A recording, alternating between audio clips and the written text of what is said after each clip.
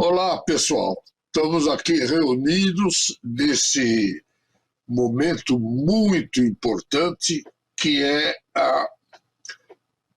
essa fala para o Vem Brasil.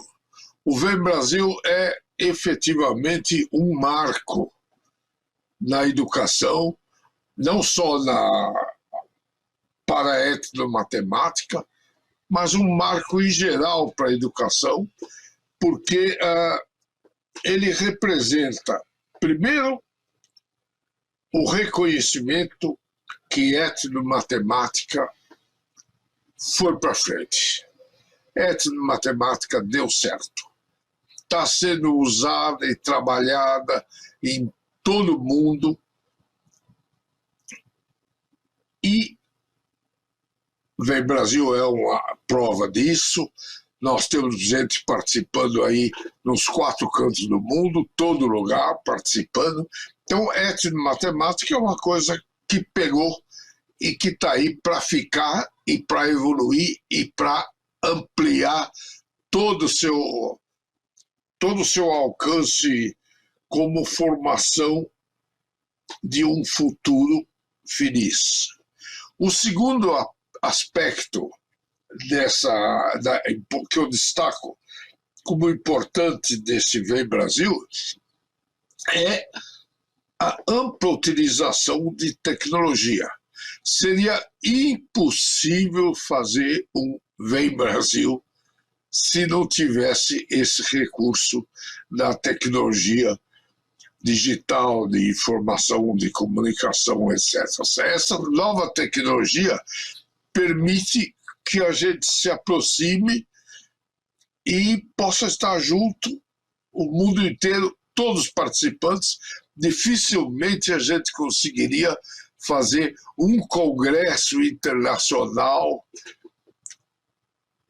tão abrangente quanto deve ser esse Vem Brasil. Dificilmente a gente faria isso se não tivesse toda essa tecnologia. Então, repito, 2 coisas que eu destaco. Primeiro, a importância do tema, que é etnomatemática. E segundo, a importância do meio de realizar esse evento.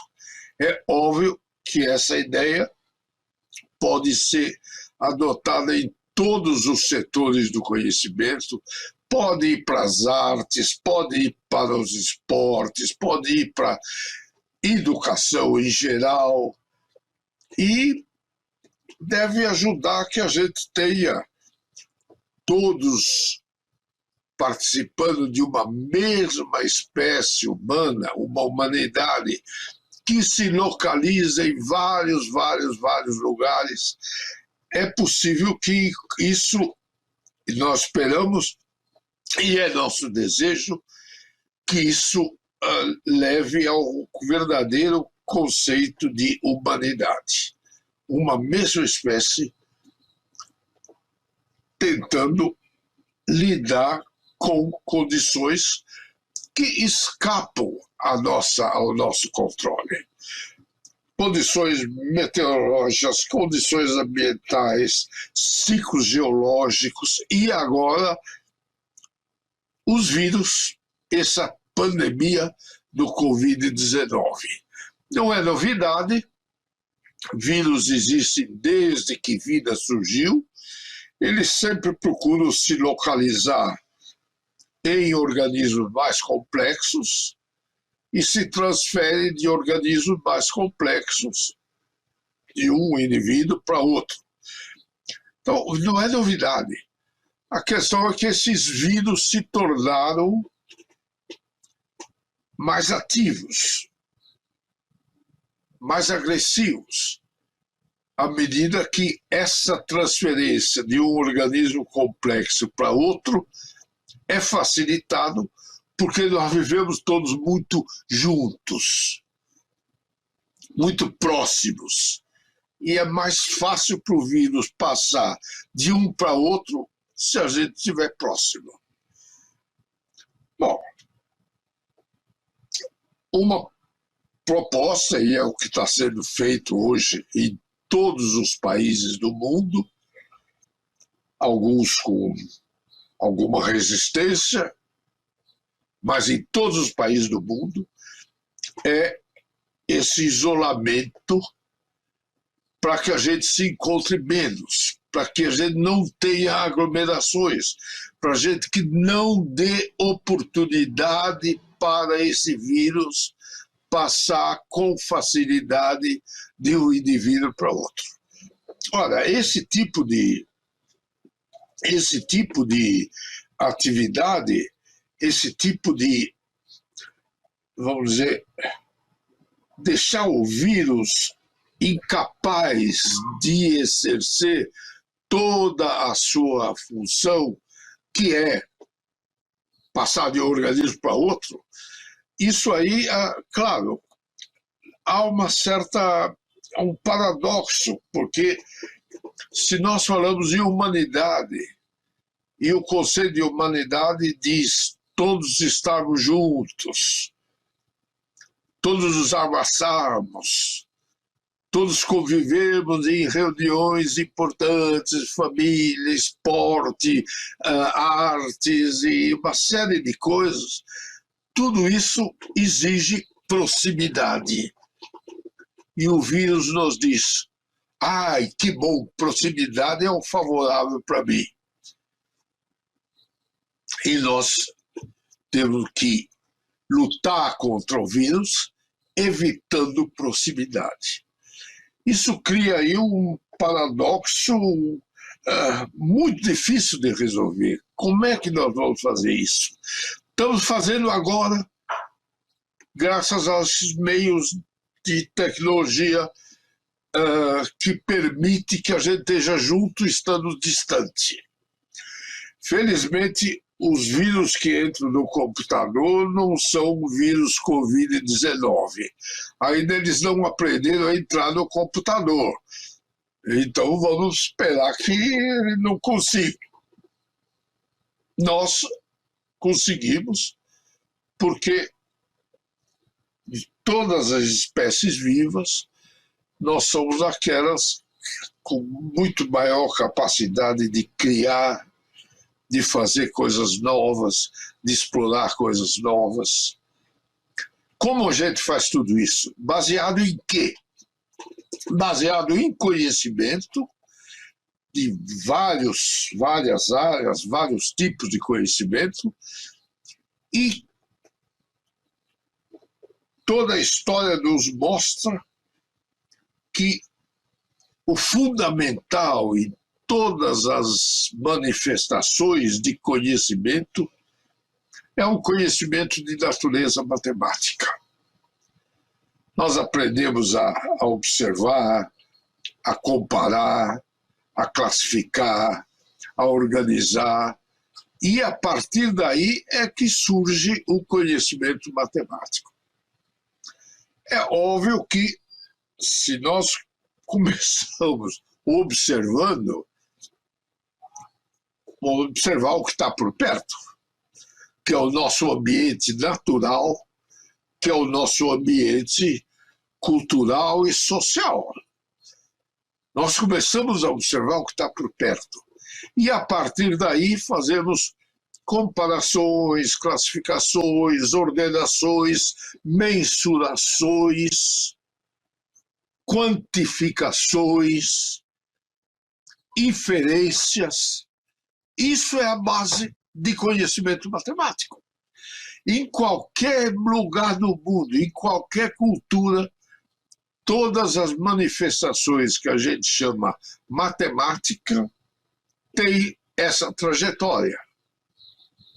Observar, comparar, classificar, ordenar, mensurar, quantificar, tirar conclusões, isto é, inferência.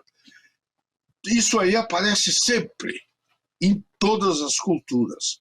Portanto, não é possível, eu acho impensável, quando você pensa em humanidade, privilegiar exclusivamente um pedaço desse planeta, que é aquele que estava em torno da bacia do Mediterrâneo, da Europa, se expandiu pela Europa, pela Ásia, pela África e para todo mundo, pelas Américas, mas é aquele que se expandiu. E aqueles que já estavam, o que acontece com esses? São as etnomatemáticas. Elas não podem ser ignoradas, porque elas fazem parte da história de todo aquele grupo que se localizou, não se sabe quanto, historicamente, não se sabe quando, e geograficamente, em determinados locais desse planeta. Ela é tão válida, tão importante, quanto aquela que se originou naquela região do Mediterrâneo, etc. Essa que se originou na região do Mediterrâneo se desenvolveu numa certa direção. Essa direção é o conhecimento científico. Maravilha, maravilha. E esse conhecimento científico, a natureza dele, a possibilidade que ele dá de deslocamento mais amplo, mais rápido, etc., se expandiu pelo mundo todo. Aquele conhecimento que estava em cada lugar permanece. E na hora que esse conhecimento que vem de fora e chega num certo lugar, que é chamado, no caso da matemática, é o que é chamado matemática acadêmica, ela não pode afogar, eliminar, rejeitar a que já estava lá. E essa é a ideia principal da etnomatemática. Essa ideia principal da etnomatemática é que faz com que a gente olhe em todos os ambientes naturais, sociais, culturais, que é o que eu chamo em todos os etnos, para saber como em cada uma desses etnos se desenvolveram as técnicas de observar, de comparar, de classificar, de ordenar, isto é, os matema em cada um desses etnos. E as técnicas que se desenvolveram nos diferentes etnos é o que a gente chama as ticas. As ticas ou técnicas, em vez de falar técnicas, eu falo uma abreviação, uma coisa mais simples, tica, de matema naquele etno específico. Isso vem desde a história desse grupo, desde as origens desse grupo, e tem sido o elemento básico para que eles tenham evoluído ao longo da história e se mantido em avanço durante a história, e está lá, permanece. Agora, a chegada do outro etno, daquele grupo que era o que chegou a expandir pelo mundo todo e conquistar, é diferente. Todos são diferentes. A diferença não quer dizer um elimina o outro. A diferença quer dizer os dois se integrarem e produzir algo integrado e melhor. É este o grande realização do Vem Brasil. Promover esse encontro que deve resultar em algo melhor.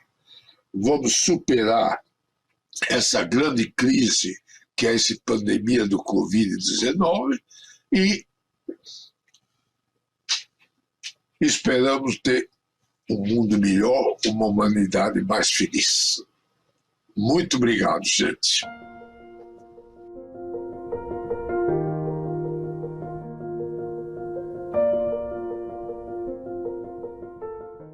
Olá, é um prazer muito grande estar com vocês hoje E hoje muito maior, porque hoje nós temos um presente e uma presença especial aqui. Então, trataremos mais profundamente do papel que o professor de matemática exerce hoje na educação básica. E para tratar disso, nada melhor do que hoje o mais respeitado, renomado professor na área. E o que é melhor, né? Talvez o mais citado, mais conhecido de vocês, dos teóricos na área de educação e na área de matemática e também na área de educação matemática. Então, hoje nós estamos recebendo o licenciado e bacharel em matemática, doutor em matemática, professor emérito da Unicamp de São Paulo e orientador da pós-graduação da PUC de São Paulo, para tratar exatamente de qual o papel do professor de matemática hoje. Essa pessoa que está nos presenteando com a sua presença, porque é um presente, está aqui espontaneamente para que consiga passar para o país inteiro, para todos que estão nos assistindo, uma mensagem diferente deste papel que o professor tem. Então, recebam com todo carinho o professor Ubiratã D'Ambrosio. Muito bem, muito feliz de estar aqui. Que bom. E aí, Muito esse bem. papel do professor de matemática hoje, tão difícil, né, professor? É difícil, não deixa de ser... Difícil é o momento que nós estamos vivendo, não só no Brasil, mas no mundo todo. É um momento de muita angústia para os adultos, muita angústia para os jovens. Nós vivemos com ameaças de guerra, ameaça de degradação ambiental, ameaça não, degradação efetiva, uma degradação ambiental. Nós encontramos áreas de conflito, as cidades estão ficando cada vez mais violentas, há uma violência que começa a penetrar todos os setores da sociedade. Tudo isso tem a ver com educação. E como educadores, nós podemos preparar um futuro melhor, porque os nossos alunos hoje, essa criançada que frequenta as nossas escolas no fundamental, já os mais crescidinhos no médio, e mesmo aqueles jovens que vão para a universidade, quer dizer, são eles que vão viver e decidir nos dias do futuro. Quer dizer, em 20 anos, quem vai estar em comando da sociedade, 20, 30 anos, são justamente esses que estão hoje sob nossa responsabilidade nas escolas. Então, a nossa responsabilidade como educadores perante o futuro acho que não há necessidade de elaborar mais sobre isso, todos entendem essa coisa. A questão mais crítica, uma questão que muitas vezes a gente não para o suficiente para pensar. Nesse contexto, nessa grande responsabilidade que nós temos como educadores, qual é o papel do educador matemático? Quer dizer, como a matemática se encaixa nessa necessidade que nós temos de preparar um mundo mais feliz, um mundo que esteja em paz, um mundo que não seja tão agressivo com o meio ambiente, um mundo onde as relações entre as pessoas sejam uma relação de, se não harmonia, amor, amizade, pelo menos harmonia e respeito. Como nós preparamos isso? Qual é a nossa função como educadores matemáticos na preparação dessas gerações do futuro? Eu acho que esse é o grande desafio que nós temos como educadores matemáticos. E aí você falou agora do amor, né? E eu lembrei agora de um poema de Fernando Pessoa, que nós dizemos assim, o amor é uma companhia. Quando a gente ama, a gente não consegue estar sozinho, né? Claro. E talvez educar partindo de um matemático, isso emociona muito, né? Emociona muito. E às vezes pensamos assim, o que é que a matemática tem a ver com isso? Né? E contraditório, porque A matemática tem a ver com tudo. Tudo. Então, se tem a ver com formação de tecnologia, construção de equipamentos, Claro. tá? Tem a ver também Tem com a a ver construção com da tudo paz, isso. da harmonia. Claro. Sim. E qual é a dica que você dá assim, para os nossos estudantes Esse é o... a respeito desse papel que eles terão? E muitos já têm. Muitos estudantes daqui, estão exercem na sua ação isso. com esse espírito. Exatamente. Né? O que eu acredito que a grande maioria dos nossos professores, em todos os níveis, sente isso e tem essa responsabilidade e quer se desempenhar muito bem nessa missão. Mas, muitas vezes, aqueles que são os professores de matemática, eles acabam, às vezes, sendo mais fascinados pela matemática do que por esse componente de amor que caracteriza o educador. A matemática, como disse um grande matemático do século passado, do século XX, Bertrand Russell, numa das frases importantíssimas que ele tem, ele diz: a matemática é fria e austera, precisa e rigorosa, como uma estátua de mármore grega. Não tem dúvida, ele está se referindo àquela precisão, aquele rigor que caracteriza a matemática e que ninguém pode negar. Agora, uma estátua de mármore, onde está o amor dessa estátua de mármore? Aonde que ela está exalando a sua humanidade? Não, ela é fria. E isso é o grande perigo que a gente corre com essa estrutura lógica e formal que a matemática nos apresenta. Agora, por trás dessa estátua tem o poder de criação de um homem e tem a responsabilidade pela criação, né? Exatamente. É isto que a gente tem que, de algum modo, praticar como educador. Quer dizer, é o fazer. Não é simplesmente o admirar, o reconhecer e o repetir aquilo que está feito. E assumir as responsabilidades por nossas criações, por nossas construções. Claro, e fazer. Então, matemática, ao contrário do que muita gente erroneamente pensa, matemática não é só saber. Matemática é saber e fazer.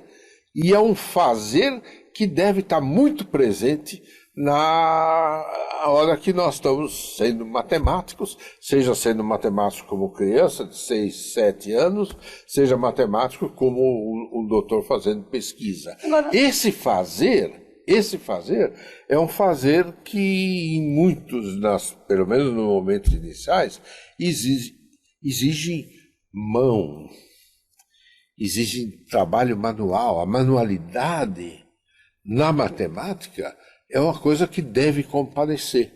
Isto afeta profundamente a maneira como nós conduzimos as nossas aulas nas escolas de fundamental, médio e até nas aulas de faculdade. Agora eu vou discordar de você, pode? Verdade? Ai, que bom.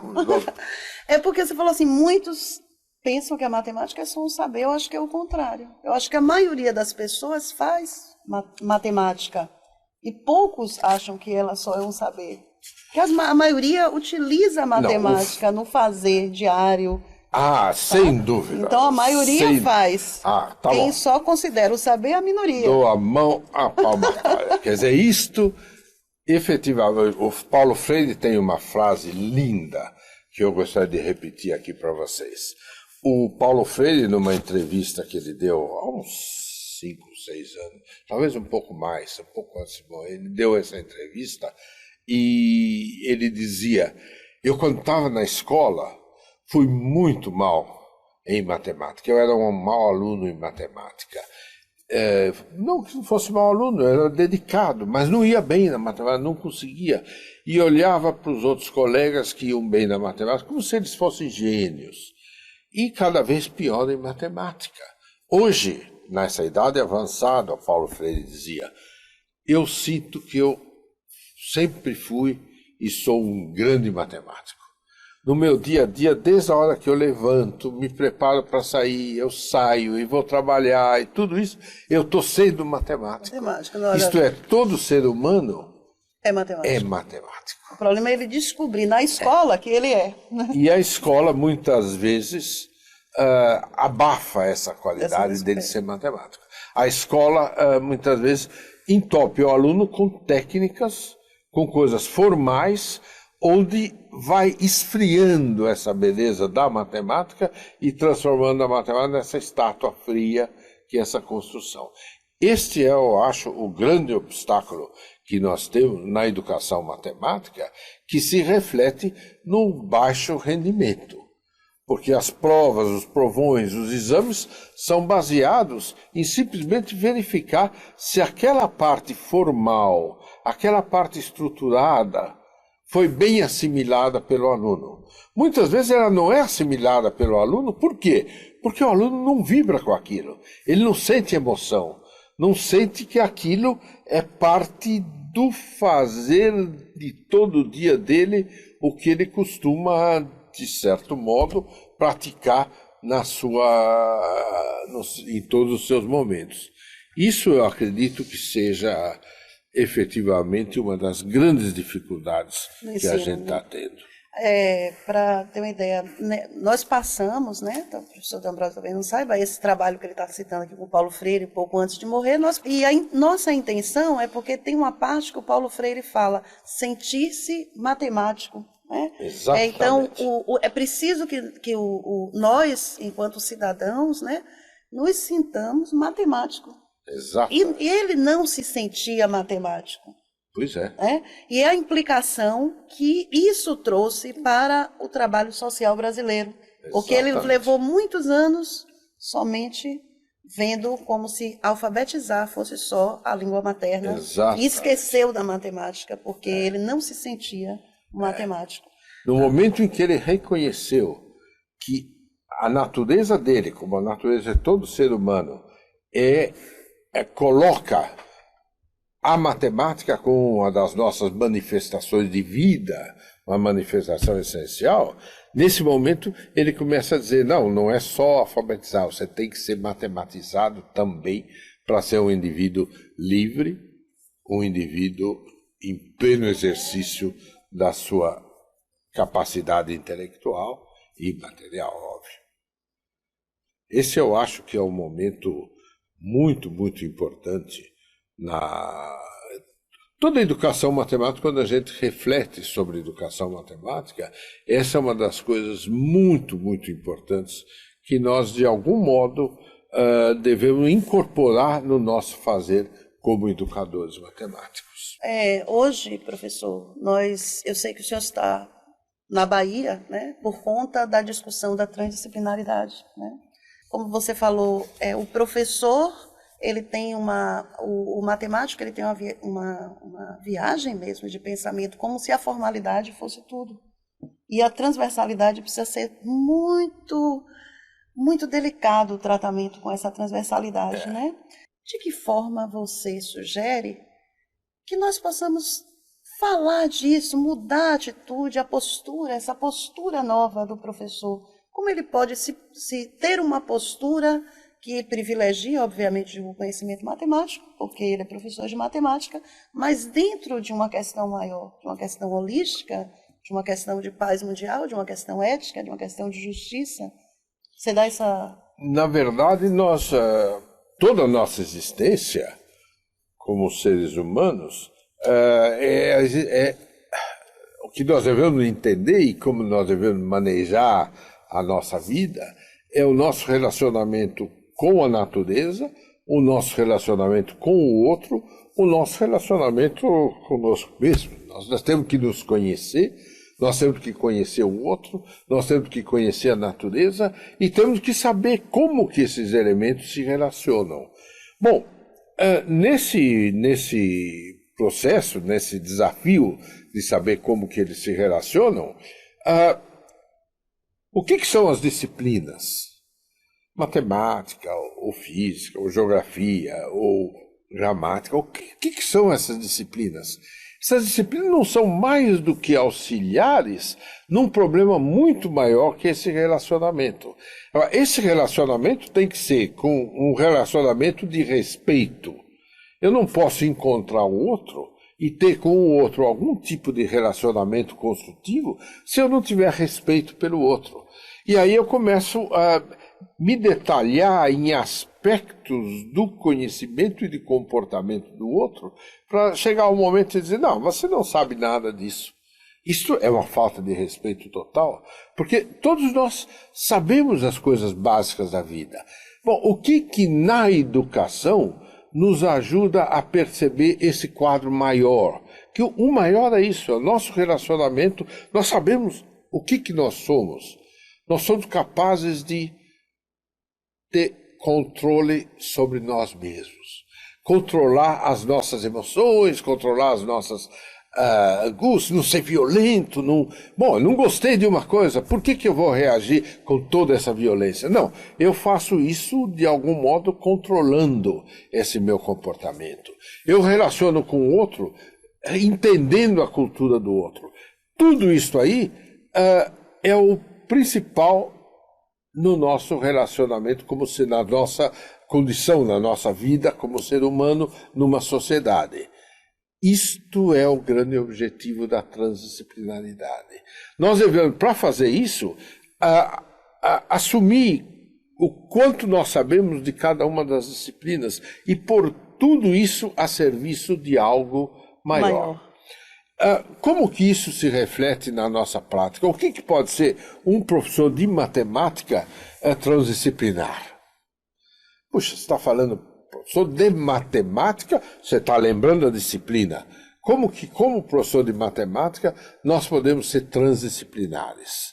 E acho que esse é um dos grandes desafios que nós estamos tentando agora entender um pouco melhor e praticar essa transdisciplinaridade numa educação eminentemente ligada a uma disciplina, e aí aparecem os métodos de trabalho em sala de aula que eu acho que devem ser destacados. Essa é uma boa oportunidade para destacar esses métodos. Por exemplo, a etnomatemática.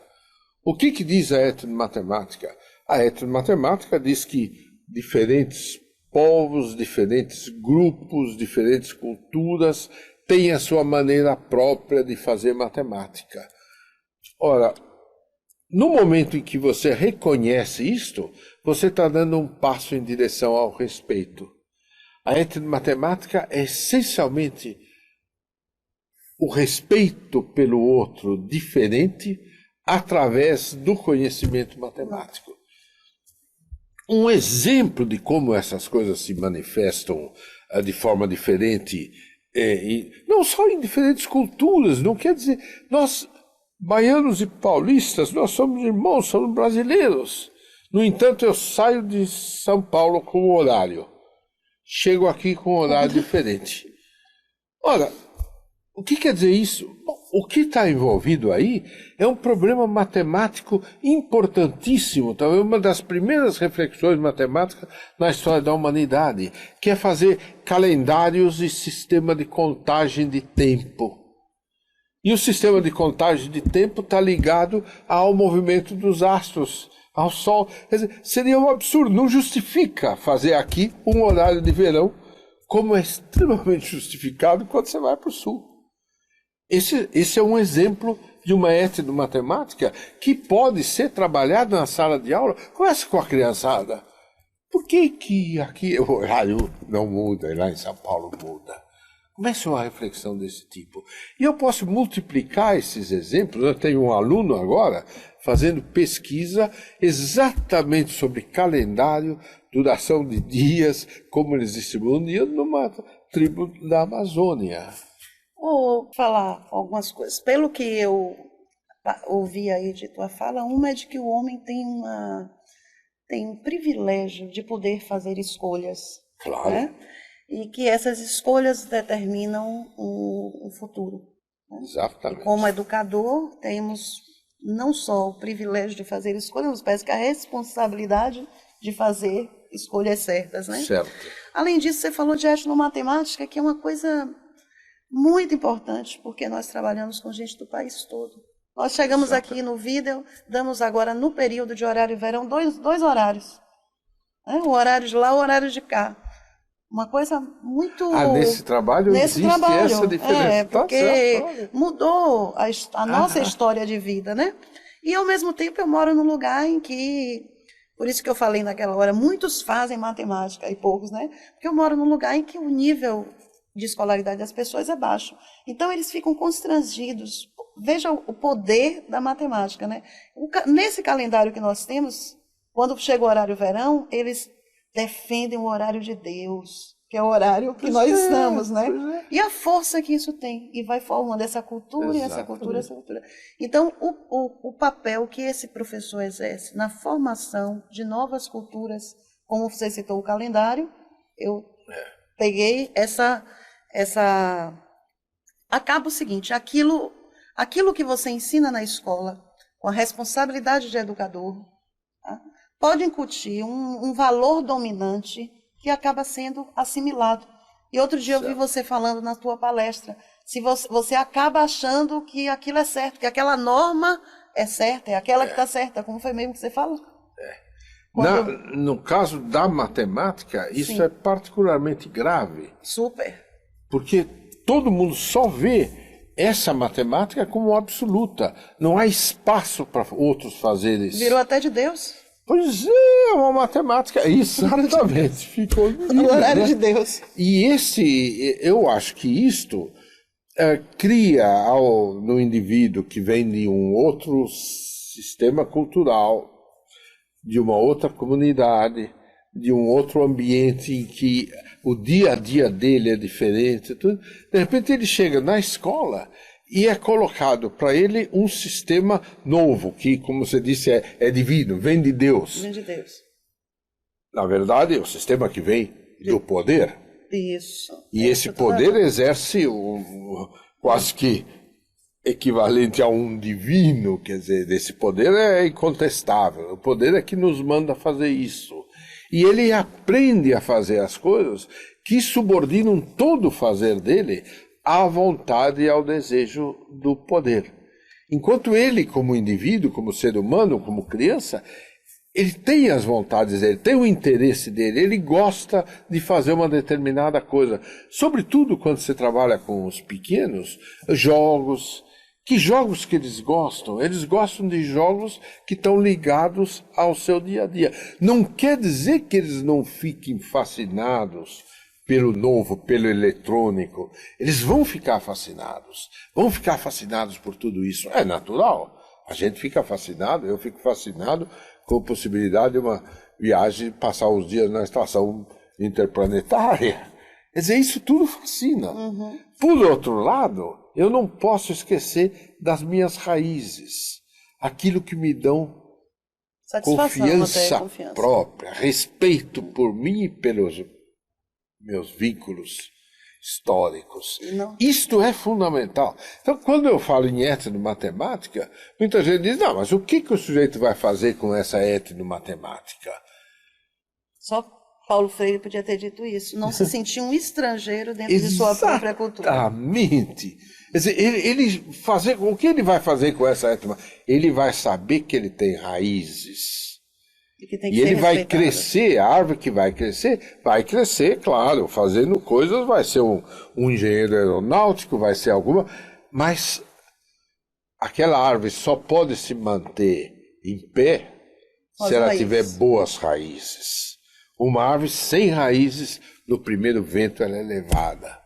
E o que a gente espera com essa recuperação da matemática que você faz na sua infância, na sua comunidade, na sua profissão, é reforçar raízes. Eu tenho alguns alunos que trabalham com matemática das profissões. Então eles vão, por exemplo, entre os pedreiros, a criançada que está trabalhando com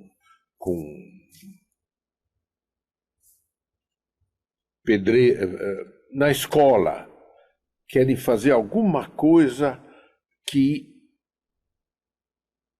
tem a ver com aquilo que eles estão acostumados a fazer no dia a dia. E famílias de pedreiros mandam os filhos para a escola. Nós destacamos e damos importância para a ação da criança ligada àquilo que os pais fazem. Tem uma tese feita em Rio Claro de uma moça que trabalhou, Adriana Malafon, que trabalhou com filhos de borracheiro. Quando ele chega na escola, ele não se desliga de ser filho de um borracheiro que trabalha na oficina do pai. Como que aquilo que ele faz na oficina do pai tem algo a ver com aquilo que ele está aprendendo na escola. Isso exige do professor de matemática uma grande flexibilidade. É o educador transdisciplinar, né? Exatamente. É o educador que deve ter flexibilidade para sentir aquilo que está na preocupação da criança, porque a criança na escola não esquece que a vida dela é em casa, ajudando o pai. Como que ele vai relacionar isso? Acho que esse é um grande desafio que nós temos.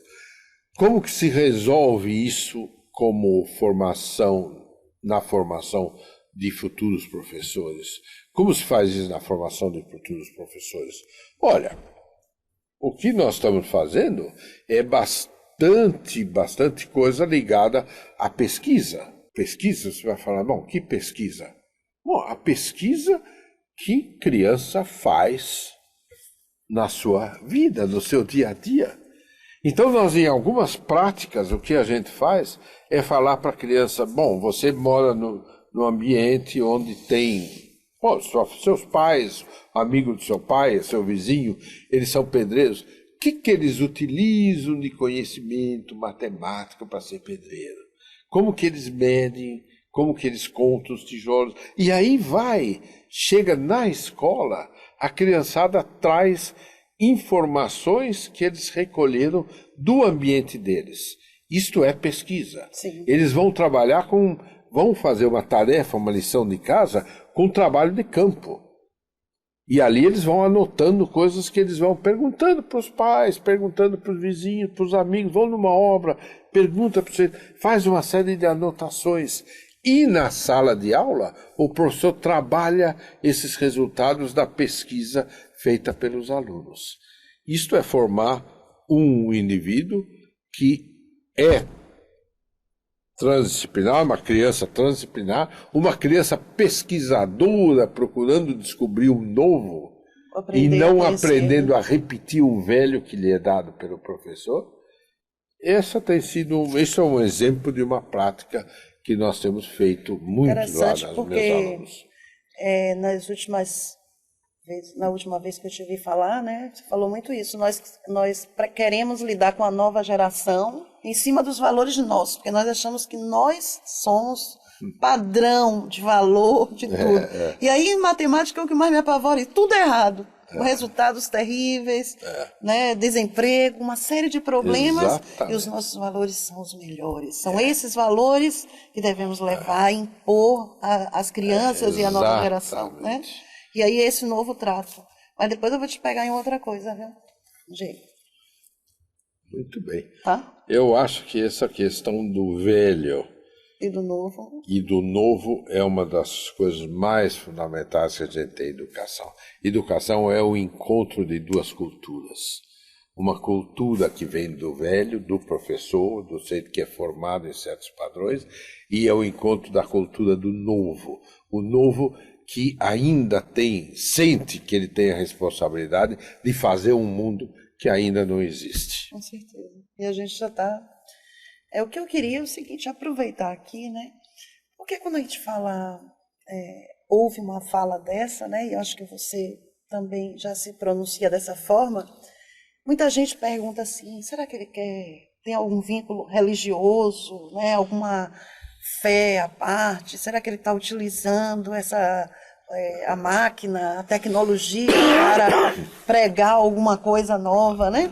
Que não deixa de ser pregar alguma coisa nova, e aí sempre tem essa cautela. Então eu queria que você desse uns exemplos, umas situações práticas de ensino fundamental, de ensino médio, que mostrasse o seguinte, que matemática não é só formal, matemática também é o fazer, né? E que todos podem, que todos...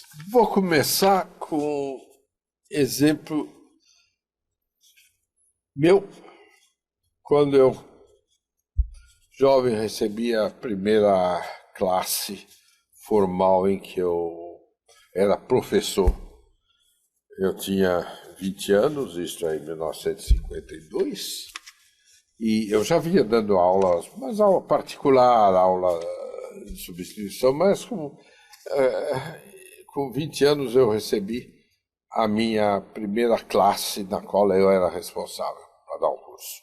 Naquele tempo era muito formal, o programa era por lei, era obrigado a cumprir o programa, e havia uma fiscalização muito grande do MEC, o inspetor visitava as escolas, via se a gente está cumprindo o programa. Então, no primeiro ano ginasial, ali o que podia ser crianças com 11 anos, eu tive que ensinar coisas como comprimento de circunferência, o número π. O que eu vou falar do número π? Eu estava terminando a minha licenciatura, sabia um monte de matemática sobre isso, mas como que eu ia passar isso para a criançada? Como ia passar isso para a criançada? Aí o que se passou, eu falei, vamos fazer uma brincadeira. E falei para as crianças trazerem nas próximas aulas, trazerem barbante, trazerem algumas rodinhas, trazerem um tipo de equipamento que seria, de algum modo, um equipamento utilizado na sala de aula. E pedi para as crianças, vamos ver, você tem uma rodinha aqui, faça uma medida do diâmetro dessa rodinha. Enrole uma cordinha em torno dessa rodinha e veja qual é a medida da cordinha. Aí vai um outro no quadro negro e escreve. Fazer uma tabelinha, escreve ali no quadro negro qual é o diâmetro, qual é o comprimento, qual é o diâmetro. E aí nós fizemos uma divisãozinha e verificamos que tudo ficava em torno de 3 e pouco, nenhum número preciso, nada. E com isso eles perceberam uma certa regularidade naquelas contagens, naqueles cálculos. E, olha, isto me permitiu ou abriu um espaço para que eu falasse no número π, que é uma coisa tremendamente difícil, a constante que relaciona o comprimento da circunferência com o diâmetro.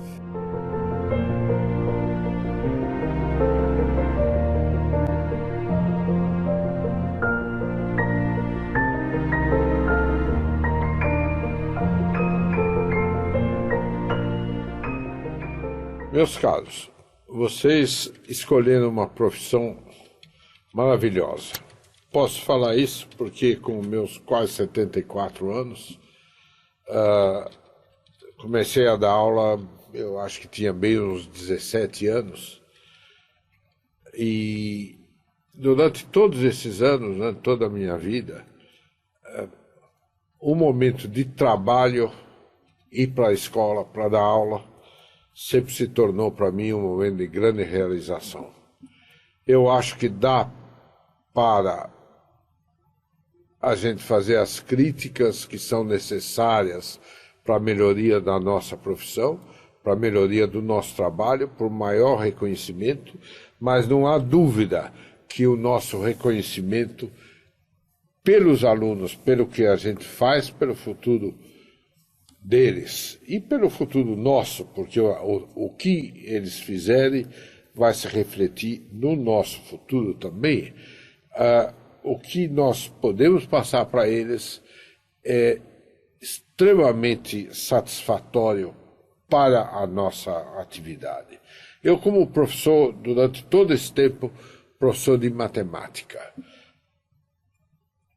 é a disciplina apontada por muitos como a mais difícil do currículo, a pior do programa. Os alunos acham que vão sempre mal, eles têm medo de matemática. Na verdade, é possível que eles tenham muito medo de matemática, Porque a gente faz uma matemática, a gente trabalha de uma forma amedrontadora. Nós damos pouca voz ao aluno no que se refere ao fazer matemático. Matemática é muito espontânea. Agora, as pesquisas mais recentes sobre as espécies animais, não só a espécie humana, mas as espécies animais, todas elas parece que têm uma pequena uma manifestação matemática inicial. E o ser humano é eminentemente matemático no seu comportamento. Quer dizer, parece que o cérebro humano é feito adequadamente para a matemática. Mas que matemática? Não essa matemática formal, essa matemática rígida, essa matemática que caracteriza muito do nosso fazer como professores, não essa matemática formal. Não quer dizer que essa matemática não seja acessível a muitos, não seja importante para praticamente todos, é muito importante, mas aquela matemática que parte do indivíduo, uma matemática espontânea, uma matemática que é olhar para o mundo que o cerca, olhar para as coisas que estão em seu redor e, a partir daí, fazer relações, comparações. Isto é fazer matemática. Fazer matemática é, essencialmente, ser capaz de classificar, de organizar coisas. Então você pega um conjunto enorme, você organiza aquilo, você classifica e, eventualmente, você conta, você mede. E assim o fazer matemático vai se tornando mais e mais elaborado. Eu acho que se a gente na sala de aula conseguir seguir esse processo, olhar e ver matemática em praticamente tudo que nos cerca, andar numa rua, numa cidade, e reconhecer que esses edifícios têm uma forma que é uma forma de natureza matemática, que as estradas, as ruas, são, na verdade, curvas que são traçadas com um certo objetivo, que é de um ponto, ir de um ponto a outro.